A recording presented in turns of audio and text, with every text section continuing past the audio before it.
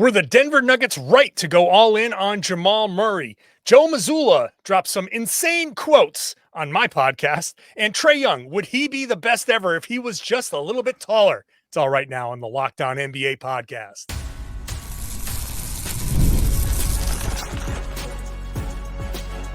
You are Locked On NBA, your daily NBA podcast. Part of the Locked On Podcast Network, your team every day. Hey there, welcome back to the Locked On NBA podcast. So happy to have you here on a Wednesday. It's rotating hosts all week long, but on Wednesdays, it's us. I'm John Karalis, host of the Locked On Celtics podcast. Find me on Twitter at John_Karalis. And I'm Jake Madison, host of the Locked On Pelicans podcast, on Twitter at Nola Jake. Jake, bracing for a little Category 1 coming your way in New Orleans. We are under hurricane storm watch, everything right now. It's raining outside. So we're knocking the show out early. You guys are used to it? Is it outdoor dining in category? What category do people put stuff inside? So I took some stuff from outside and put it inside, but I have like a balcony, so I don't want things like flying off potentially. You're still going to get some wind. I'm hopefully not too worried about this one, but man, you never know. Like there was a period of time where I think I had to miss a show or two with you for a bit because it was like, I'm gone for 3 weeks. And that was just a couple of years ago. So you never know. Yeah. Well, everybody in New Orleans and down in the Gulf Coast, stay safe. So hope you are able to at least kick back and enjoy this podcast while storm rolls through. Today's show is brought to you by Game Time. Download the Game Time app, create an account, use the code LOCKEDONNBA for $20 off your first purchase of last-minute tickets to wherever you want to go to. Later on, we're going to play our game of Real or Fake with Trae Young, who wishes he was a little bit taller. We'll talk about that. We'll talk about my interview with Joe Mazzula in segment 2, but we're going to start off with the Denver Nuggets, who gave Jamal Murray a max contract. You've heard the conversations about that, I'm sure, over the weekend, but hasn't been touched on here. We're going to talk about it. The Denver Nuggets, I think one of the conversations around the Nuggets was after they let KCP go was, I hope they're not getting cheap around Nikola Jokic in his prime.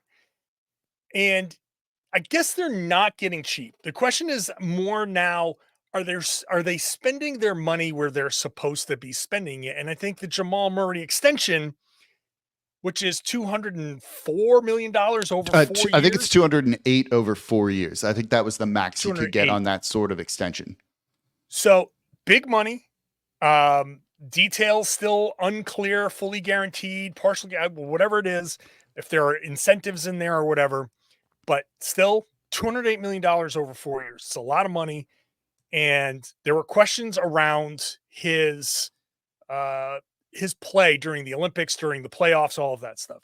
So let's just start with the very first question. Do you think this is a smart play by the Denver Nuggets? So I actually have a lot of thoughts on this. And I think it was the play they had to make. Like, I think they didn't really have a choice here. I have some big doubts and questions about Jamal Murray coming into this season. He, outside of 2 big shots he hit against the Lakers in the playoffs this past year, was not good. He averaged 6 points for Team Canada in the Olympics. You know, he's had significant injury history throughout his career. You know, he hasn't played over 65 games since 2017, 2018. He's missed 2 full playoffs. Like, there's a lot of reasons why you wouldn't necessarily want to max this guy out. But what else is Denver supposed to do when you have Nikola Jokic in his prime? So it's the move they were forced to make. And in that sense, that means it is a good move, in my opinion. You know, they got another big decision on Aaron Gordon, basically next offseason, what they're going to do there. But I like this. I'll be honest. I don't love Jamal Murray paying him that much money, but I actually like that the Nuggets are doing this. Compare this to the Los Angeles Clippers, who had an offseason that I hated, right? You know, they got scared of the second apron, so we're going to let Paul George walk so we have flexibility to make moves. That's great. Whoever you added aren't going to be better than Paul George. And the Nuggets could have done the same exact thing. They could have let Jamal Murray walk next summer or traded him or whatever, and been like, second apron, it limits our flexibility. They're going to have no flexibility. It means they will lose guys like KCP, but as long as you keep your 4 best guys together, which they appear to be doing, who cares about the other role players, your star players, or who's going to ultimately carry you as far as they can? And so I like it, actually. I think you made the key point. What else are they going to do is the key point, because you hear a lot of the conversation about like, well, they should have waited. They should have waited.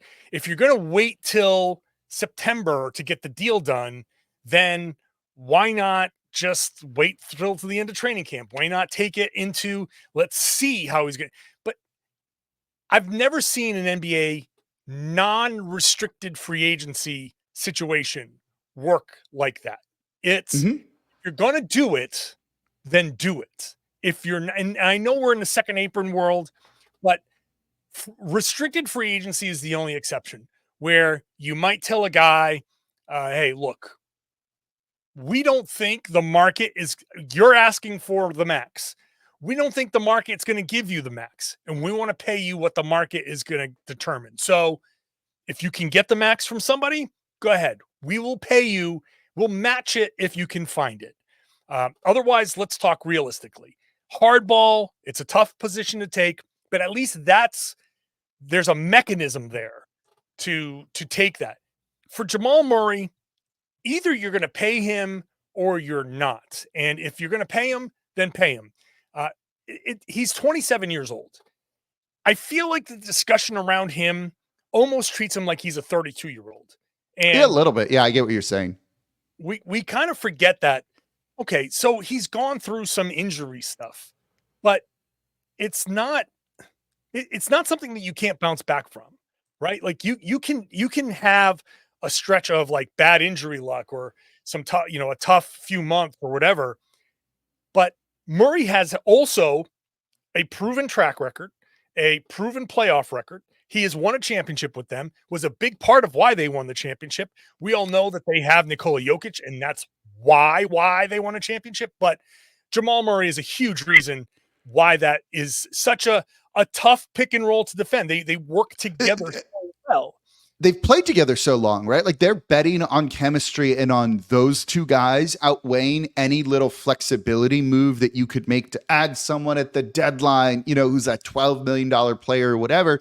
And I think that's a smart bet, right? Like, I just mentioned his struggles in the playoffs and for Team Canada, but last year was arguably the best regular season year he's had, right? He shot 42.5% from three. That was a career high. Like there's reasons to be all in on Jamal Murray. And he was hampered a little bit in the playoffs too with the hamstring injury, I think, which limited his athleticism and, the ability to kind of get his own shot and create some separation.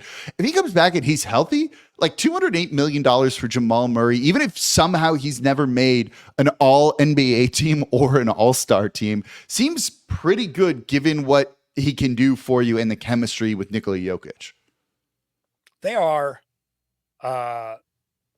42 million over the salary cap. It's not like they've got a lot of flexibility coming up either. No, it's second apron or bust for them, right? Like, the big decision that's really going to test this, in my opinion, is going to be next summer, where Aaron Gordon is going to be a free agent because he's going to decline that $29 million player option he has. He's extension eligible now. We'll see if they offer it to him beforehand. But given that he's extension eligible, like that pushes them into the second apron if you give him if he basically makes $30 million, which I think is what his max number is on the extension, like right in that range. I think it's like 4 for 140 or something like that. So right in that like $30 to $35 million range. They're a second apron team. I would love to see them go and be a second apron team, right? Like contrast it to, again, the Clippers, who are like, we're definitely not going to be a second apron team. And their Vegas win total, per FanDuel is like 10 or 12 wins fewer than last year. Try and win and pay your guys. And if it totally fails, it totally fails. But that's probably better than being, a play-in tournament team every single year trying to tread water in like, kind of both sides of that. Last week, we picked our non-Celtics champions. I picked Denver as you did. Like they are, and I think Denver is good enough, and they are a Jamal Murray good season, like from a championship, championship contention, true championship contention. If he comes back and just has a good year, then it's like, oh, okay, well, this all makes sense, and never mind. Letting KCP go was tough, right? He's a key player, but it's not like that crushes their hopes and dreams. It just makes it more on some of these other like Christian Brown, like the role players, Dario Saric, the role players, and then there's the question of like how do you use Russell Westbrook? Like they do have question marks for sure, but their financial situation and their past history says you got to give Jamal Murray this money. Doing it now makes perfect sense. So this is absolutely a home run because you keep Jamal Murray happy. You keep the continuity. You don't come into camp with any kind of questions. Jamal Murray doesn't have to answer any questions about his performance and his past performance and his injuries and all of that stuff. It's all like, okay, this is our team. This is who we got. Let's go. The West is stacked. We need to go out there and be at our complete best. And we need to focus training camp on those little things on the periphery that's what's going to make this team a contender or not, like that. So eliminating that question, I think, is just smart and a good move. Look, he's young enough and good enough. You can trade him later if you need to. Like this, like you said, it's a no-brainer. Yeah, like this is what they should have done. Right. All right.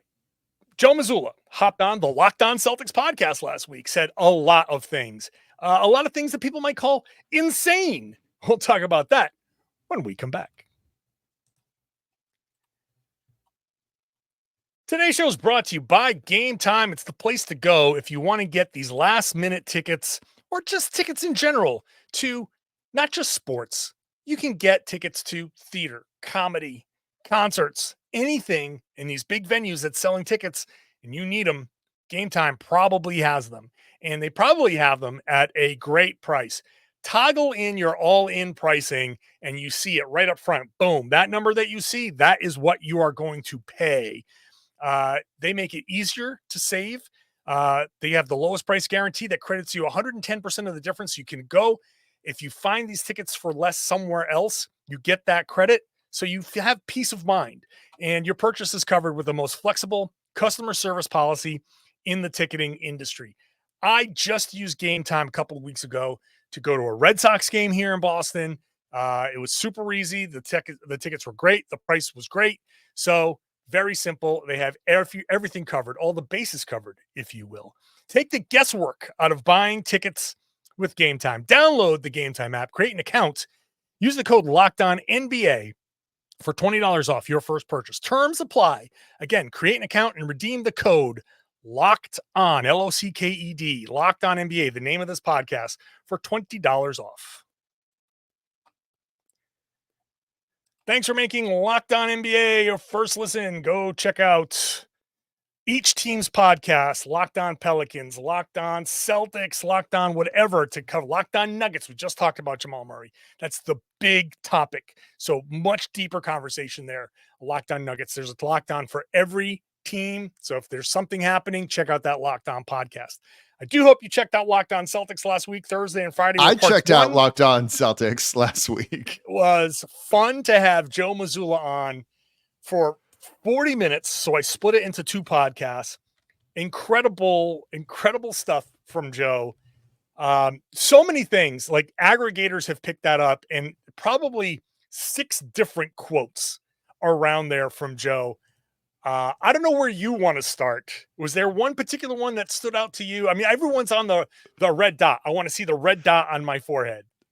So I get that one, and I kind of like that sort of attitude. And one that kind of it's similar to that, right? Was like the one about like the animal kingdom and like predators and like the top of the food chain, where he's just like, yeah, no. It's not like you sit back and like just relax and let people come at you. Like, you're aggressive. You got to go out and still feed. And if you want that, I think. So let me ask you this, right? I don't follow him closely enough. I very much like him as a head coach, obviously. Is he always like this, or has this been turned up a little bit, like after the title win? He's been like this. He's been like this, and I think at the beginning it was like, oh, okay, this is kind of like nuts. The first bit of it was timeouts. And he was one of those coaches. He is one of those coaches that doesn't always want to call a timeout when the other team is making a run. Now, he did so in like the playoffs and stuff like that. He does so in certain instances, but in the regular season especially, he lets runs happen because he wants the team to figure it out and get out of it themselves and figure out how to get out of these things. But when he first did that, that was the line of questioning from a lot of us in the media. I'm a beat writer. I cover them. I'm in there in the post-game things. And a lot of writers were like, Joe, why didn't you call it? They went on a 12 nothing run. You didn't call a timeout. What was going? And he challenges the conventional wisdom. And he says the timeouts, people don't pay attention to when the timeouts, what happens afterwards. They just see 12-0 run, call a timeout, and then everybody's happy. They don't see the 6 or 8-0 run after that. They just want you to call the timeout. So timeouts don't always work. So that was his first bit of challenging convention. All he's doing, I think, is challenging conventional wisdom. And the quote that you're talking about is he doesn't want to call this a title defense. The Celtics are not defending a title to him, even though that's how I say it and you say it. And a lot of people listening and watching, all of you guys, you all say it the same way. Celtics are defending champions. No, defending is passive to Joe Mazzula. He says that's the animal thing. The most successful animals are the most aggressive. And that's what he wants. He wants the Celtics to attack a championship. They want to be aggressive in that mind. And it's all about planting that seed in his team. We are not defending something, attack it. And by saying attack, he wants his guys to be like, okay, we're going to be the aggressor. We're going to be the ones that we're not coming out to relax and take a punch and counterpunch. We are throwing punches. Yeah, right. Like, I mean, that's what's so interesting about it, I think, is, to me, this is him already trying to motivate the team for the year. Now that these guys have their title, can they sit back? Can they relax a little bit? And like, he's probably not talking to these players every single day. He's letting them enjoy their off seasons, get a break before basically everyone kind of regroups at the end of the month or so. And he's already kind of laying the foundation for like what he wants them to be. You're right. I get the semantic use of defending the title, but it's not like someone can take that title away from you that you won last year. It's an entirely new season. There's a new one up for grabs. And, you and I talked about it last week, the week before. I think it was last week when we picked like a non-Celtics team to win, because you haven't seen a repeat winner for a couple of years here. In fact, I think we've had 6 different NBA champions the past 6 seasons. The job in front of him is like monumental based off of recent history. And he's already trying to kind of find ways to get around that sort of thing. And if it's the aggressiveness, which players probably are going to buy into because they like that sort of thing, I don't know. That seems like a very good motivator to me and someone you want leading a team like this. Yeah. And it's the focus on, he wants his team to forget about the championship. Just you did it. That's great. Nobody cares. Nobody cares is one of his like big things from last year. That was one of the lasting Mazzulla insane quote. Nobody cares. And that's what he wants from the Celtics this year. Great. That was last year. This is this year. No one has won the 2025 NBA championship. There is no champion. That's what he's trying to say. You are the 2024 champion. That was the last page of the book of the 23-24 season. The book ends with, and the Celtics won the championship. Close it, put it on the bookshelf. It's done. Right now, there is no champion. And that's what he needs his guys to focus on. And I think at least you hear Jason Tatum on the CBS morning show talking about, he's got a children's book, and he's saying like, we've got to forget it. We have to start from the beginning and relearn the process, relearn the details. And that's the most important part. If he can get the Celtics to forget last year as best they can and focus on the future and go through that entire process all over again, then they'll have a good chance. But if this is what we talk about with reigning champs, the complacency coming in. I already know what it takes, so I can skip this step. We don't have to do this. I already know how to do this. And if you do that, that's where you make the mistakes. They have to be like, okay, I think I know how to do this. Let's see if I can do it better. And that's his big thing. Can I tell you my most insane quote from him? Yes, I wanted to actually ask you outside of, like, those are the two that are kind of making the rounds, but what's like another one in the interview where you were just like, okay, man. The one where he's talking about going to a Broadway show. because he's talking about, I said, can you watch anything without trying to take something away from it? Because like my exact question was, is it possible for you to watch any sporting event just for pure entertainment purposes? And he says, no. So I was like, you're always on. And he's like, yeah, I'm always on. That was my reaction. Your reaction is my reaction. No, it's funny. Like, I get it. They're wired differently than we are. And this is how, you lead an NBA championship team. Yeah. But the best part of it all was where he said, we went to a Broadway show last week and I was charting the breathing patterns of the actors. That, if we're talking about mental, like, okay, Joe, that's it right there. Because he can't even watch a Broadway show without being like, oh, they go from talking to singing and they have to regulate their breathing and regulate their heartbeat. How do they do that? What's their recovery process like? And he's asking all of these questions. That's where Joe Mazzula is different than everybody else. Maybe not different than head coaches, but different than you and me. Because he's probably different than some head coaches, man. Like, sure. He had an impossible job, right? Like, he had an impossible job of taking over from Ime Udoka, who had just led the Celtics to the NBA Finals. And then whatever happened, and he was out of there. And now this young guy who was he was a behind the bench coach when they elevated him, right? Is that right? He was on the second row. Man, that's not easy. And like, look at what he's done in that period of time.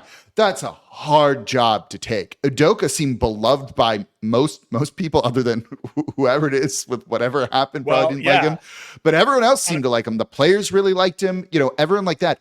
That, like, you never want to be the man that replaces the man kind of saying here. And he did that and like exceeded beyond all expectations. And probably it's because, like I put insane in quotes on that thing for a reason, man. That interview is wild, but maybe you just got to be that way. Yeah, he is. And look, we only just touched on the surface of it, but I've talked about it on my podcast. It's a 2-part interview, Thursday and Friday. And my Monday podcast was a reaction show to that. So plenty of that. If you want to listen to the interview, listen to my reaction, go check that all out on the Locked On Celtics feed.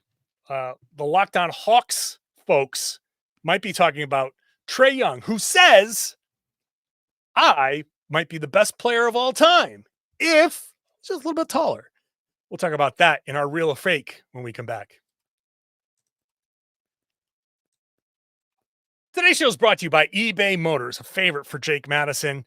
Passion, drive, and patience. We all know that's the formula for winning championships. It's also what keeps your ride or die alive.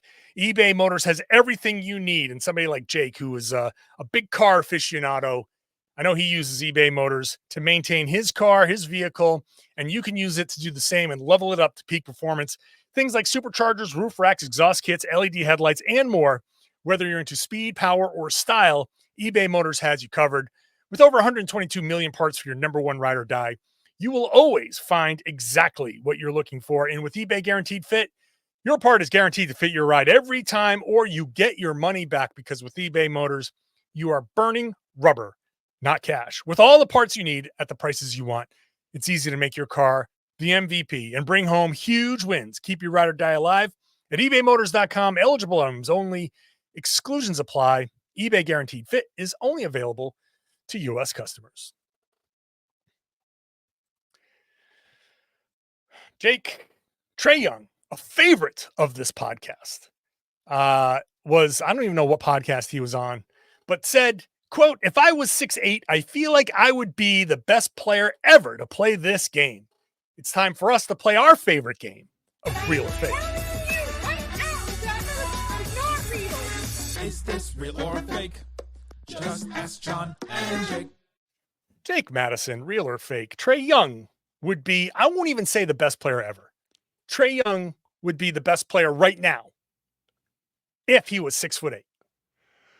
Oh man. Okay. So I actually really like Trae Young as a player, but like, this is false. Like, this is so fake. It's like I'm laughing kind of saying this. I was trying to come up with an argument to be like, you know what? Like, yeah. And if Trae Young was 6'8" and the player that he is, he would be real good. I think he's real good. I think this guy's a special, like, offensive engine in the NBA. The Hawks just haven't put the right team around. And he has some deficiencies too. But here's the thing, right? Like, LeBron James is 6'8", 6'9", in that range. He's never going to be better than that dude. So his claim of, like, I would be the best player ever is not it, right? LeBron has all of the other stuff, the defense. Just being taller doesn't make you a good defender. There's plenty of people who are 7 foot and can't defend at all in the NBA. So being 6'8" doesn't fix that. Being 6'8" would help him with rebounding, which maybe means the Hawks could play like a small ball-ish and go with a different direction at center. And how might that elevate them? That could be an open question about it. But it's not like Trae Young would be defending. And so that's kind of the biggest marker. He'd score more. He could shoot over anybody. You know, the volume of threes is good, even if the 3-point percentage isn't always there. So do you have to double him at, you know, the 3-point line or beyond it? There's a lot of interesting ways to look at a 6'8" Trae Young, but saying he's the best player in the league or the best player right now, no, that's not it. So there's two avenues here. One where he would have somewhat of a point and one where he's completely, utterly wrong. Where he has somewhat of a point is if he were to go to, like, what was that? Was it the Zoltar machine in the old movie Big, where he made a wish, puts the quarter in and makes a wish, and then go, I wish I was big. And then he goes to bed and all of a sudden it's the old Tom Hanks movie. Anybody who's my age, 51. I know that movie. That book. Okay. So if he goes and makes the wish, I wish I was big, and then wakes up big, and, like, all of a sudden he shows up at training camp and, like, oh my God, Trae is 6'8", then he would have a point, because a lot of deficiencies that he has from being a smaller guy would be answered. And would he defend? No, he wouldn't defend, but he could become a passable defender. Like, all of a sudden, size doesn't hurt when it comes to anything with, like, defense here. So a lot of the things that he does, he, like, with the skills that he currently has at 6'8", all of a sudden he could be a first team all NBA guy, but that's not how it works. If Trae Young's going to be 6'8", he would have to be born and grow to 6'8". And if that's the case, and then this is completely, utterly fake. Because part of the reason why Trae Young is who he is as an offensive player is because he's small. He's learned these specific skills, the passing, the finishing, the ability to hit floaters and crazy angle shots. He has learned all of this because he's 6'1", whatever. The smaller players, him, Jalen Brunson, Isaiah Thomas, all of these smaller players have a very unique, specific, learned skill set on top of their natural gifts to find angles, to use their body a certain way that guys who are 6'8" just don't have. They don't use their shoulder to create space in the same way. If he did, then yeah, if he had that, like, shoulder dip, release, step back and shot, you'd be Jason Tatum, right? Like, you'd be like that level guy, but he's not. If he was 6'8", maybe he would be a better defender. Because, that's a good point. You know what I mean? Like, he would have grown up and been like, you block shots. You would have learned, hey, I'm going to get out there and block shots. He learned very early. Why is he a terrible defender? Because he learned very early that he was never going to lock anybody up. He was always smaller than everybody. So the only way he could stay on the floor and keep the court is to score, and pass. So his teammates, the 6'8" guys, could be like, yo, I want Trae on my team because he's going to find me when I get open and he's going to hit the shots when I kick it out. That's why he is who he is. So the 6'8" stuff is completely fake. And I want him to realize why it's fake, because he sits there, and the part that gets me is like, well, I'm so smart that if I was 6'8", I'd be this great. Like, get over yourself. I get that all NBA players have egos. Get over yourself. Humble up, because if you don't, this is why you're perennially leading your team to play-in games, and your conference finals run is seen now as a fluke. because you think totally a fluke. That's Totally a fluke. like humble up and understand what your deficiencies are and make it so don't sit there and make this excuse like, I'm not this best player because I'm not 6'8". Bro, you have skills. You have elite skills. You could be a perennial all NBA guy if you humble up and do the work and understand that the 40 footers are not your thing. And even though you hit a couple, you're not in that class. Go out there and at least stay in front of somebody. The Celtics had one of the best defensive ratings with Isaiah Thomas, 5'10" Isaiah Thomas as their point guard. There's no reason why the Hawks can't be a better defensive team with Trae Young as their point guard, but it's up to him to put that effort on. So stop talking about how tall you are and go out there and be a better defender with how tall you actually are. Yeah, probably. That would help them. They need some defense and other things. So yeah, that makes a ton of sense. I mean, look, Atlanta needs like an elite scoring wing. So I don't know if you made him an elite scoring wing, that really would like kind of fix them, right? He probably would have fit with DeJounte Murray better. Murray, for the record, like seemed like he couldn't wait to get out of Atlanta and come to, anywhere, including New Orleans, where he's really excited about. And look, as someone who covers the team and loves living here, storms and all, no one's usually, and Josh Hart said this, like very excited to go to play for the New Orleans Pelicans. And Murray was like, yes, absolutely, which I don't know, maybe says something about his prior situation. I think it does say something. Coaching issues along the way. You know what I mean? There's a lot going on with that franchise. There's a lot going on there. But, and I'll just end this by saying like the last week where Tim McMahon on the Hoop Collective was like, if anybody wanted Trae Young, he would have been the one that was gone. Like and I think that says a lot. Like, so I know this definitely comes off as, hey, Karalis found an excuse to yell at Trae Young again, but it bounce you out. Yeah. Well, but it's because he says these things that make me just not think that he's serious about leading a team, that it's too much about him and not enough about the team. And that's what bothers me. When he said that the regular season was boring and the stuff like this, it's, you sound like somebody that's not fully aware. And the lack of self-awareness is a problem to me. And we talked about that last week with like Brandon Ingram and his like thing of like, well, you've got to go places where they want you and value you and understand you. It's like, no, man, like you got to make some changes. And so it's that lack of self-awareness, which like holds players back. And that's kind of the issue. We want everyone to succeed. Personally, I don't know. I like everyone's being happy and succeeding. I like players being good and winning games and getting their money. But when you're like, I'm better than everyone else, or, all this, it even goes back to what Towns saying he's the best shooting big man of all time. And it's like, like Dirk exists, right? Like among others. Yeah. So I'll gladly change my tune about Trae Young if he changes who he is as a player and takes leading a team seriously. Like that's it.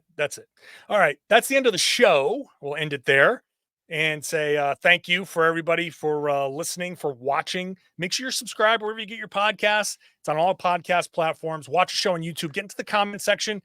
Let me know what you think. You can call me a Trae Young hater if you want, but I stand behind what I say. So get into those comments. Let us know what you think. As usual on Wednesdays, we're your hosts. I'm John Karalis, host of the Locked On Celtics podcast. Find me on Twitter at John_Karalis. And I'm Jake Madison, host of Locked On Pelicans on Twitter at NolaJake. Nick Angstead, Pat the Designer have tomorrow's show. So make sure you're subscribed and you're watching that. And now I would love it if you shared the podcast and told everybody they should be listening to and watching the Locked On NBA podcast here on the Locked On Podcast Network. It's your team every day.